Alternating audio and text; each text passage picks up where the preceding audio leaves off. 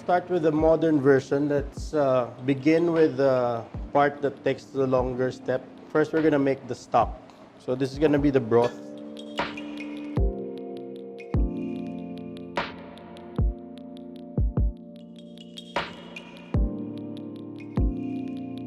Once it boils, you have to simmer it, put it on low fire, and make sure to skim every few minutes.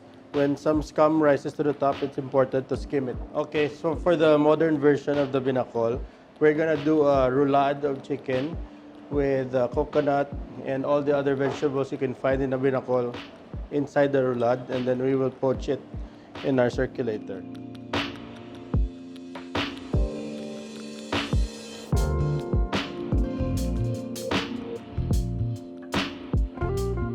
We have here a half a chicken that has been deboned by Kenneth, the sous chef. Thank you, Net. We're gonna line it in a layer of cling film. Then we have the boned out side of chicken, which we will place skin side down. So to start with our roulade, we will season with salt, and we're gonna layer the coconut inside. Here we have coconut meat that we trim out. Choose the chunkier cuts.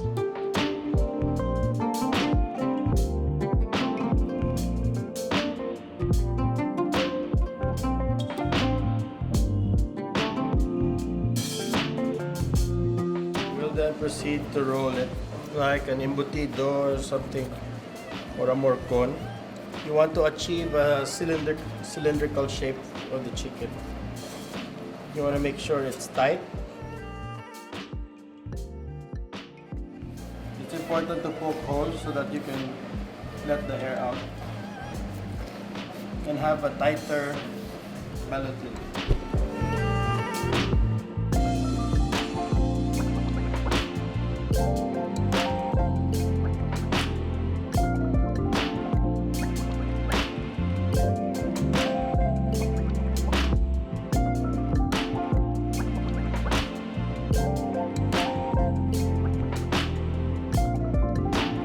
Here's your chicken ballotine.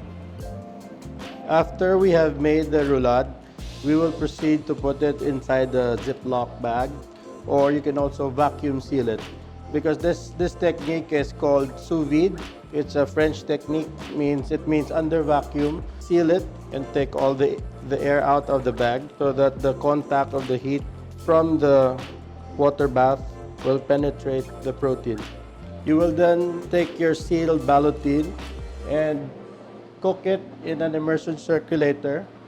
So the advantage of this cooking method is that you won't get overcooked meat. The result is that you don't lose as much liquid, but then it tenderizes the meat.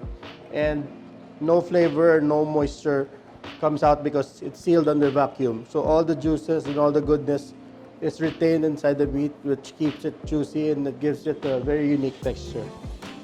So after 2 hours, we can now take out our roulade and put it in a cold ice bath to cool down the temperature, and so that the ballotine keeps its shape. We're then gonna chill it before we slice. Okay, so after the ballotine has chilled, we're gonna pull it out of the ice bath and proceed to the slicing.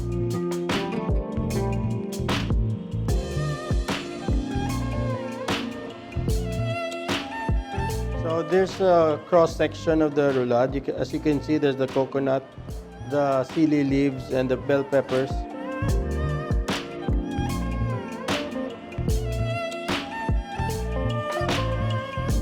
We will then garnish with daon sang katumbal, which we fried. This adds another layer of texture to the dish. And also, it has a nice color. We have some edible flowers grown by local Negros organic farmers. You have blue ternate, which has medicinal purposes. Also gives the dish an interesting aroma. Later on, we'll be pouring in the broth. So the warm broth will infuse with the edible flowers like a tea. It will give another layer of fragrance. And more importantly, of course, we add in nice chunks of coconut meat to give it more texture and sweetness, and to remind us that this is binakol.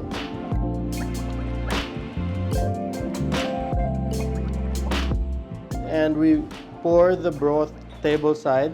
So as we pour the broth, the flowers and the herbs infuse it, giving it another layer of aroma.